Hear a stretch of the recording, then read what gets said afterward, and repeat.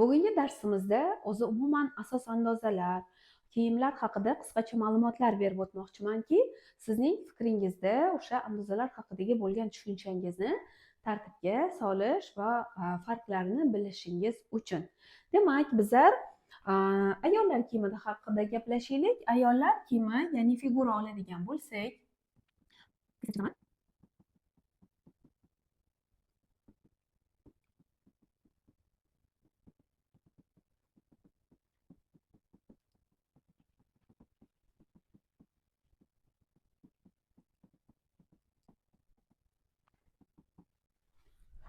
mana endi birorta figura tez chizdim. Figurani oladigan bo'lsak, endi kiyim buni kiyintiramiz, to'g'rimi? Ya'ni odam tanasini qoplab turuvchi buyumlarga bizlar kiyimlar deymiz o'zbek tilida, rus tilida одежда deyiladi. Demak, kiyim endi qanaqa turlarga bo'linadi, qanaqa turlari bor deydigan bo'lsak, bu yerda bo'limlarga bo'lamiz. Ya'ni kiyim qayerga mo'ljallanganligiga qarab turlarga bo'linadi. Kiyim jinsga qarab bo'linadi, ya'ni ayollar kiyimi, erkaklar kiyimi. Kiyim yoshga qarab bo'linadi, ya'ni 0, ya'ni chaqaloq. 0 dan demak 3 yoshgacha yoki 3 yoshdan 7 yoshgacha, ya'ni 18 dan 25 yoshgacha, o'rta yoshli, keyingisi 25 dan 35 yoshgacha yoki yosh kattalar kiyimi, yoshiga qarab ham bir necha turlarga bo'linar ekan. Va mavsumlarga qarab ham bo'linadi. Qishki kiyimlar, yozgi kiyimlar, kuzgi, bahorgi kiyimlar, mavsumga qarab, faslga qarab. Demak, biza qayerga mo'ljallanganligiga qarab ham sahna kiyimlari, kundalik kiyimlar, sport kiyimlari, plyaj kiyimlari deyishimiz mumkin. Kundalik kiyimlar, ish kiyimi, uy ichi kiyim deb har xil nomlar qo'yishimiz mumkin ekan. Xo'p, endi biza u turlari o'z-o'zidan dizaynga bog'liqrog'i, ya'ni qayerga mo'ljallanganligiga qarab, mavsumiga qarab siz mato tanlaysiz. Matoni demak rangini mavsumlarga qarab tanlashingiz yoki o'sha yilni trendiga qarab tanlashingiz mumkin. Bulardan kelib chiqib demak dizaynlar tanlanar. Endi andozalarga keladigan bo'lsak, misol uchun mana ayol qomatini kiyintiradigan bo'lsak, kiyimlar demak ikkita turga bo'linar ekan. Yelkada turuvchi kiyimlar, ya'ni yelkamiz ushlab turadigan kiyimlar va belda turuvchi kiyimlar, ya'ni belimiz ushlab turadigan kiyimlar. Belimiz ushlab turadigan kiyimlarga masalan yubkalar, shimlar, shortiklar, losinalar, ya'ni shimma hamma turlari, shortiklar, yubkalar har xil fasollar kirar ekan. Xo'p, yelkada turuvchi kiyimlarimizga esa yelkamiz ushlab turadigan kiyimlar kirar ekan. Demak, biza andozalar necha xil bo'ladi, nima qarab deydigan bo'lsak, yelkada turuvchi kiyimlardan ko'rib chiqamiz. Ya'ni yelkamizda misol uchun rubashka bo'lishi mumkin. Turadigan, to'g'rimi? Aytaylik, birorta koftochka bo'lishi mumkin, ko'ylak bo'lishi mumkin, har xil holatda. Ya'ni biza kofta, futbolkalar bo'lishi mumkin, har xil, vodolazkalar bo'lishi mumkin, ko'ylaklar, ya'ni ko'p kiyim turlari ko'p. Ayollar assortimenti juda ham ko'p, turli tuman. Xo'p, ustki kiyimlar bo'lishi mumkin. Ya'ni bizda yelkada turuvchi kiyimlarimizni o'zi ham bir necha turlarga bo'linadi. Ya'ni ichki kiyimlar, yuqa kiyimlar, ustki kiyimlar deb nomlanadi va bizda yana shunaqa borki, mana odamni boshdan oyog'igacha kiyim turlariga bo'ladigan bo'lsak, bosh kiyimlar bor. Bu bosh kiyim, yelkada turuvchi kiyimlar, belda turuvchi bel kiyimlari va oyoq kiyimlar. Oyoq kiyim. Xo'p, bosh kiyimlar bu alohida mavzu, oyoq kiyimlar bu alohida mavzu, yo'nalish bor. Ham oyoq kiyim chiqaradigan, keyin bosh kiyim chiqaradigan alohida sexlar bo'lishi mumkin, atelyelar bo'lishi mumkin. Biz asosan yelkada turuvchi kiyimlar va belda turuvchi kiyimlarni tikamiz atelyelarda yoki ishlab chiqarish qilmoqchi bo'lsak, shu turlariga qarab, yoshiga qarab, erkaklar, bolalarga qarab har xil kiyim turlari chiqarishimiz mumkin ekan va shunga qarab siz siklni aniq tanlab olishingiz kerak. Siz endi boshlayotgan bo'lsangiz, birdaniga ham bolalar kiyimi, ham erkaklar kiyimi, ham ayollar kiyimini yo'lga qo'ya olmaysiz. Ya'ni bitta yo'nalishni tanlab, bitta yo'nalishda boshlash kerak va o'sha yo'nalishni keyin kengaytiriladi. Ya'ni unga qo'shiladi. Endi to'g'ri, birdaniga 3 ta yo'nalishda ham bolalar kiyimi, erkaklar kiyimi yoki ayollar kiyimida ham boshlash mumkin. Uning uchun esa katta fabrika, katta mablag' talab etiladi degani. Xo'p, atelyega qaytadigan bo'lsak va kiyimlarimizga qaytadigan bo'lsak, yelkada turuvchi kiyimlarimizga biza andozalarni necha xili bo'ladi? Mana kiyimlar juda ko'p ekan-ku, turli tuman ekan. To'g'rimi? Andozalar necha xil bo'ladi? Necha xil andozalardan foydalanamiz deydigan bo'lsangiz, demak, bizda andozalarimiz yelkada turuvchi kiyimlarimiz uchun atigi 2 xil bo'lar ekan. Qizlar, bir-biridan farqlanuvchi va bir-biriga o'xshamas bo'lgan atigi 2 ta dona asos andozamiz bo'lar ekan. Demak, to'qima matolar uchun, ya'ni matolarimizni biz matolarga qarab andozani 2 xil ajratar ekanmiz. Bu degani to'qima matolar uchun asos andoza va trikotaj matolari uchun asos andoza. Demak, to'qima matolarimiz uchun to'qima mato deganda nima tushunamiz? To'qima mato deb nimaga aytiladi? Faqatgina 2 xil mato turi bormi? Yo'q. To'qilishi jihatidan bir-biridan farq qiladigan gruppalarga bo'lsak, eng katta gruppalari to'qima mato va bizda trikotaj matolari bo'ladi. Noto'qima mato degan narsa ham bor. Noto'qima matolar ko'proq qurilishlarda ishlatiladi. Ya'ni uy qurilishida yoki o'sha sanoatda ishlatiladi. Ya'ni kiyim sifatida biz noto'qima matolarni ishlatmaymiz. Bizda asosan to'qima matolar bo'ladi va trikotaj matosi. O'zbek tilida ham, rus tilida ham trikotaj matosi deyiladi. To'qima matolarimiz tkatskiy tkani deb aytiladi rus tilida. Demak, trikotaj matolari. Xo'p, bir-biridan farqi nima deydigan bo'lsak, bizda bir-biridan farqi to'qima matolarimiz tanda va arqoq iplaridan to'qilgan bo'ladi. Buni oddiy eng prostoy ko'rinishi bint yoki marlimiz. Shunda siz shunaqa tushuntirsam to'g'ri tushunasiz. Bint yoki marlini olsangiz, mana bir-biriga kiritilgan bo'ladi matolarimiz. Demak, bu eng bo'sh to'qilgan mato turi hisoblanar ekan, bint marlilarimiz. Xo'p, endi bularni har xil zichliklarda, har xil to'qilishlar, har xil gullar qilish, orasiga bunaqasiga ip qo'shish, bunaqasiga ip qo'shish yoki gul qilib ip qo'shishlar va o'ramalar orqali, har xil to'qishlar orqali, demak, mato turi juda ham million xil mato turlari bor ekan. Lekin bunda o'xshaganingizda farqi, uni matoni nomlari ko'p. Deylik, barxit bo'lishi mumkin, shovq bo'lishi mumkin, shoyi bo'lishi mumkin, atlas bo'lishi mumkin, nomi ko'p. Lekin o'xshaganingizda farqi faqat to'qima va trikotajga ajralar ekan. Ya'ni to'qilishi jihatidan atigi 2 tagina turga ajralar ekan. Xo'p, arqoq va tanda iplaridan iborat ekan va buni million xil turlari bor ekan. Trikotaj matosi esa ilgaklar hosil qilish orqali to'qiladi.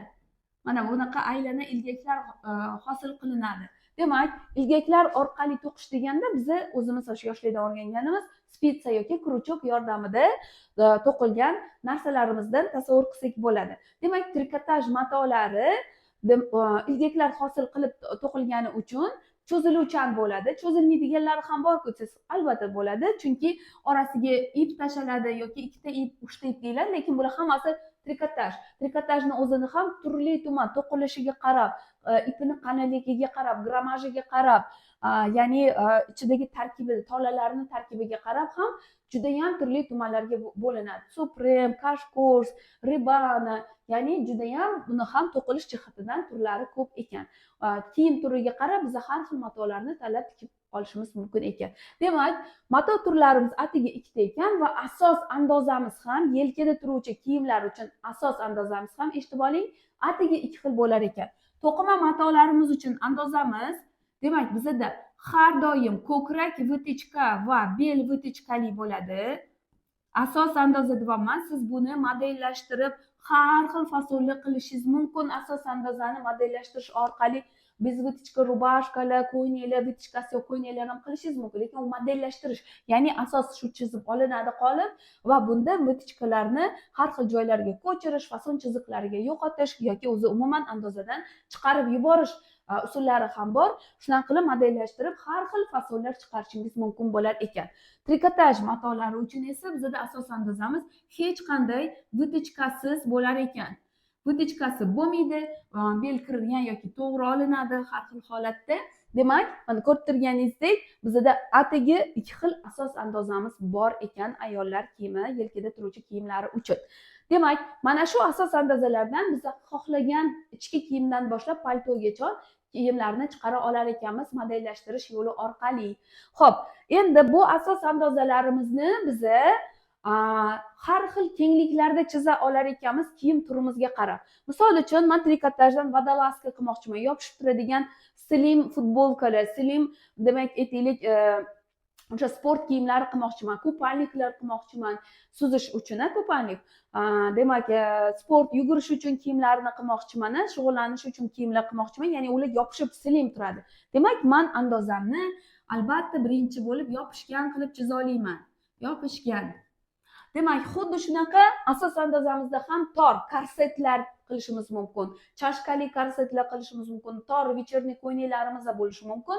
O'shaning uchun to'qima matodagi asos andozamizni ham yopishgan qilib nima qilar ekanmiz, chiza olar ekanmiz. Xo'p, kundalik kiyimlarimizda biz yopishgan kiyimlarda o'zimizni noqulay his qilamiz, harakatlarimiz cheklanib qoladi. O'shaning uchun biz kundalik kiyimlar uchun esa andozamizni ozgina kengroq qilib chizar ekanmiz. Ya'ni yarim yopishgan qilib. Demak, yopishgan облегающий deyiladi, yarim yopishgan полуоблегающий основа deyiladi, asos andoza. Demak, biza kundalik kiyimlarimiz uchun rubashkalar, ko'ylaklar, yana толстовкаlar deylik, futbolkalar deylik, keng demak o'sha tanamga yopishib turmaydigan, lekin meni harakatimni ta'minlaydigan qilib nima qilar ekanmiz, yarim yopishgan qilib chiza olar ekanmiz andozamizni. Xo'p, yopishgan bilan yarim yopishganning farqi nimada desanglar, chizilish ketma-ketligi o'sha bo'ladi, faqatgina men yopishganda razmerni o'ziga chizaman, ya'ni inson tanasidan olingan razmerni o'ziga chizaman, hech qanday qo'shimchalar qo'shmasdan chizaman. Trikotajda hatto qo'shimcha qo'shmasdan minusiga ham olish mumkin razmerni, ya'ni o'sha yopishib turadigan slim kiyimlarda matoni cho'ziluvchanligiga qarab hattoki minusiga ham olinadi, ya'ni razmerdan ayirib tashlanadi ham. Sababi u kichkina bo'ladida, kiyganingizda u cho'zilib, sizning razmeringizga sig'ib beradi degani. Hattoki trikotajda razmerdan olib tashlash ham bor ekan. Kiyim turiga qarab, matoni turiga qarab. Xo'p, demak, men andoza chizayotganimda andozaga aylanalarga va kengliklarga qo'shimchalar qo'shish orqali andozamni yarim yopishgan qila olayotganman. Qo'shimchani, demak, qizlar, to'g'ri tushuninglar, bizda andozalarimiz, demak, atiga ikkita tur bo'lar ekan, lekin buni chizish metodikalari turli tuman bo'ladi. Ya'ni har bitta konstruktorni, har bitta modelerni o'zini chizish metodikasi bo'lishi mumkin, yoki o'sha mashhur tarqalgan o'sha kitob ko'rinishida yoki o'sha jurnallarda tarqalgan mashhur bir konstruktorlarni ham metodikalari bo'lishi mumkin. Bularga misol qilib, mana hozir O'zbekistonda juda ham ko'p tarqalgan, ko'p o'quv kurslarida o'rgatilayotgan Miller-Sen olishimiz mumkin. Miller-Senni oladigan bo'lsak, Miller-Sen metodikasi bu bitta andoza chizish metodikasi. Metodika, ya'ni chizish uslubi. Demak, yoki Aldrich metodikasini oladigan bo'lsak, u ham bitta andoza chizish uslubi. Andozani, demak, yopishgan ko'rinishda berishi mumkin, yozilgan bo'ladi u yerda. Demak, облегающая основа для женской одежды, ya'ni yopishib turuvchi ayollar asos andozasi yoki yarim yopishib turgan полуоблегающая женская основа deb berilgan bo'ladi. Demak, siz o'shanga qarab andozani chizib olasiz. Har xil ko'rinishda beryapti, ya'ni o'ylamang har xil bor. Shu andozani o'zi faqat qo'shimchalar orqali buni kengroq qilib chizyapti. Va yana bitta narsa, masalan, men o'zimning metodikam bor. Deylik, yana kimdir o'zining metodikasi bor. Aytaylik, fransuzskiy metodika bor, italyanskiy metodika bor, Amerikaning o'zining metodikasi bor. To'g'ri xulosa hosil qilinglar. Har xil metodika bo'lishi mumkin. Lekin chizilgan andozalar, natijalar o'xshash bo'ladi. Ya'ni siz o'sha asos andoza chizyapsizmi? Demak, natija Miller-Senda chizsangiz, Aldrichda chizsangiz, farqi nimada desanglar, faqat farqi metodikada. Ya'ni qo'llanayotgan o'lchamlar sonida, chizilayotgan ketma-ketlikda farq bo'lishi mumkin, qo'llanayotgan formulalarda farq bo'lishi mumkin. Masalan, Miller-Sen metodikasi bo'yicha orqa kenglik o'lchab qo'yilsa, Aldrich metodikasi bo'yicha hisob-kitob yo'li bilan topilyapti. Ya'ni ko'krak aylanasini bo'lish, ya'ni formulalar orqali topilyapti. Yoki aynan bitta jadval beryapti, qaysidir bo'limi, ya'ni qaysidir qismini andozani topishni. Xo'p, ikkala andozani chizib oldingiz, ustma-ust qo'ysangiz, Ustma ust qo'yganingizda millimetr santimetrlar bir-biridan farq qiladi, lekin ikkalovi ham andoza bo'ladi qizlar. Andoza bo'ladi. O'shaning uchun mana bu metodika zo'r yoki mana bu metodika yaxshi deyish noto'g'ri. Demak, hamma metodika zo'r. Hamma metodikada ishlay olsangiz zo'r. Ya'ni siz o'rganvos o'zingiz 20 dan ortiq yoki 10 dan ortiq metodikalarni o'rgandingiz, lekin uni qo'llay olmasangiz foydasi yo'q. Ya'ni biz o'lcham olmasdan yoki kam o'lcham bilan biz primerka tikishni o'rgataman deganda, qaranglar, shu metodikalardan birortasini o'rgatiladi va o'sha metodikalarning hammasi, qaysi metodikani olsangiz ham standart, ya'ni tipovoy figuraga mo'ljallangan bo'ladi. Tipovoy, notipovoy figuralarga bo'linadi qomatlarimiz. Ya'ni biz o'zbek tilida endi tushuntirish oson bo'lishi uchun standart qomatlar va nostandart qomatlar deb o'rganib qolganmiz. Tak o'zi rus tilida tipovoy va notipovoy deb aytiladi. Xo'p, standart qomatlarni nimaga aytamiz? Faqatgina ozg'in modelga o'xshagan qomatlarga emas. Demak, to'la qomat bo'lsa ham, to'laroq qomat bo'lsa ham qomatimizdagi asosiy o'lchamlarning, ya'ni bizning figuramizni ko'rsatadigan o'sha yelkamiz, ko'kragimiz, belimiz, bo'ksamizning bir-biriga mutanosibligiga, turganimizda osankamizni bukchayishi yoki to'g'ri turishimizga aytiladi. Ya'ni o'lchamlarning bir-biriga nima mos mutanosibligiga aytilar ekan. Ozg'in chiroyli figura bo'lib turib ham nostandart figura bo'lishi mumkin. Ya'ni ozg'in bo'lib turib yelka katta bo'lishi mumkin. Ozg'in bo'ylari baland bo'lib turib tos suyagi pastroq joylashgan bo'lishi mumkin. To'laroq bo'lishi mumkin tos suyagi yoki ko'krak qismi kattaroq bo'lishi mumkin. Bu degani standart qomat emas o'sha degani. Demak, sizni mahoratingiz qaysi metodikani o'rganishingizdan qat'iy nazar o'sha metodikani shunaqa har xil nostandart qomatlarga moslay olishingiz. Mana shunda gap. Ya'ni siz qo'llay olmasangiz birorta metodikani o'rganganingizdan keyin o'shani har xil figuralarga, nostandart figuralarga tushira olmasangiz, demak bu metodikani o'rganganingizdan sizga umuman foydasi yo'q degani. Demak, yana takrorlayman, hamma metodikalar standart qomatlarga mo'ljallab chizilgan formulalar beriladi. Ularni o'zgartirish, ularga o'zgartirish kiritish, ayrim joylarni to'g'rilab ketish, mana bu endi sizning mahoratingizga bog'liq bo'ladi. Ana o'shani o'rganishga harakat qiling. Ya'ni har xil figuralarga andozani moslashni. Nima uchun ko'p tikuvchilarimizdan eshitaman, chiroyli ozg'in figuralarga qolipdek tushira olmayman, lekin ozgina to'lacharoq yoki nostandartroq figuralar kelsa qiynalaman. Ya'ni primerka jarayonida 2-3 martalab primerka qilaman. Bu degani siz andozani o'zida emas, siz bichib tikkaningizdan keyin kiyimni o'zida to'g'rilayapsiz degani. Ya'ni figuraga moslayapsiz kiyimni degani. Ana o'shani siz andozani o'zida, ya'ni andoza chizgan jarayonni o'zida figurasiga qarab moslash, to'g'rilash, mana endi bu sizni mahoratingizga berilgan baho bo'ladi. Xo'p, demak, kiyimlarimizda bizda yana yelkada turuvchi ustki kiyimlarimiz bor. Ustki kiyimlarga bular o'sha kostyumlar, nimchalar, paltolar, choponlar, ya'ni har xil narsalar kirib ketadi. Ya'ni kiyimni ustidan kiyiladigan kiyimlarga ustki kiyim deyiladi. Xo'p, ustki kiyimlar uchun esa biz andozamizni keng qilib chizar ekanmiz. Ya'ni svobodniy deyiladi rus tilida. Svobodniy основа для женской одежды deb aytiladi. Женская основа. Demak, biz keng qilib andoza chizganimiz bu kiyimimizni oversize stilida bo'ldi degani emas. Biz keng qilib chizdik andozani degani bu ustki kiyimlarga mo'ljallab chizdik degani. Va ustki kiyimlarga mo'ljallab chizganimizdan biz ustki kiyimlarni modellashtirib chiqaramiz degani. Demak, oversize qilish bu alohida yana modellashtirish, ya'ni andozani keng qilib chizib olganingizdan keyin yana oversize qilishingiz mumkin degani. Xo'p, demak, asos andozalarimiz atigi shunaqa ikki xil turda bo'lar ekan va uni bizlar har xil yopishgan, yarim yopishgan va keng qilib kiyim turiga qarab chiza olar ekanmiz. Demak, andoza chizish jarayonida qo'shilayotgan qo'shimchalar bular chok haqqi emas. To'g'ri atamalar bilan atashni o'rganishimiz kerak. Demak, bizlar millimetrovka qog'ozga, ya'ni qog'ozga chizgan chizmamiz bu o'zbek tilida chizma deyiladi. Demak, bizlar andozani chizmasini chizdik degani. Ya'ni biz qog'ozga konstruksiya, rus tilida konstruksiya chizdik. Endi o'sha qog'ozdan biz biror kerakli modelga modellashtirib ko'chirib olishimiz, ya'ni kalka qog'ozga ko'pchilik salofan ishlatadi, kimdir gazeta ishlatadi. Demak, ko'chirib olib modellashtirishimiz va unga chok haqqilar qo'shib, uni har bitta detalini atab chiqishimiz, ya'ni har bitta detalga nom berishimiz kerak. Kaketka qismimi, kaketka qismi, old bo'lakmi, old bo'lak, orqa bo'lak, orqa bo'lak, buklov joyiga buklov deb yozishimiz kerak, tanda iplarini belgilab chiqishimiz kerak. Mana shunaqa оформить deymiz rus tilida, ya'ni belgilab yozib olgan qo'limizdagi demak andoza, ana endi u andoza deyiladi. Uni biz matoga shunday qo'yib bichib olsak, kiyim chiqishi kerak degani. Ya'ni chizgan asos andozamiz millimetrovkaga chizganimiz bu chizma deyiladi.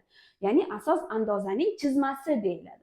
Va undan уже model, birorta modelga mo'ljallab, ya'ni fasonga mo'ljallab modellashtirib ko'chirib olganimiz va ko'chirib olgan andozamizda bizda hamma narsa chok haqqilar, o'sha yana takrorlayman, hamma belgilari bo'lishi, bu endi likala, ya'ni andoza deyilar ekan. Andoza tayyor holati bizda hamma detallar, natsechkalarigacha belgilangan, chok haqilarigacha belgilangan bo'lishi kerak ekan. Demak, biz konstruksiya chizganimizda eslab qoling, chok haqqi ichiga qo'shilyapti degani emas. Chok haqqini keyin modellashtirgandan keyin qo'shamiz degani. Xo'p, demak, biz asosan yelkada turuvchi kiyimlarga shunaqa, yana takrorlayman, ikkitagina asos andozadan foydalanar ekanmiz. Ko'pchilik mana bu andozani vitichkasini yo'qotishni, internetda ham juda ham ko'p videolar bor, ya'ni erkin asos deb gapirishadi. Kitoblarda erkin asos deyilmaydi. Xo'p, vitichkani yo'qotish yo'li orqali andozamizni, mana bu andozamizni, ya'ni vitichkali andozamizni biz vitichka, ya'ni vitichkasiz andozaga aylantira olamiz. Ya'ni biz vitichka andozaga aylantirib oldik degani trikotaj mahsulotlari uchun ishlata olamiz degani emas. Bilib qo'ying, bu yerda balans degan narsalar bor. Ya'ni old orqa bo'laklarning, qo'ltiqlarning bir-biriga nisbatan balansi, ya'ni nisbat bor. O'shaning uchun, ya'ni to'qima mato uchun chizib olgan vitichkali asos andozangizni vitichkasini yo'qotib, trikotaj izlayli tiksangiz o'xshamaydi. Ya'ni to'g'ri kiyimga o'xshab chiqaveradi, lekin qonun qoidasi texnik jihatdan xatolari bo'ladi.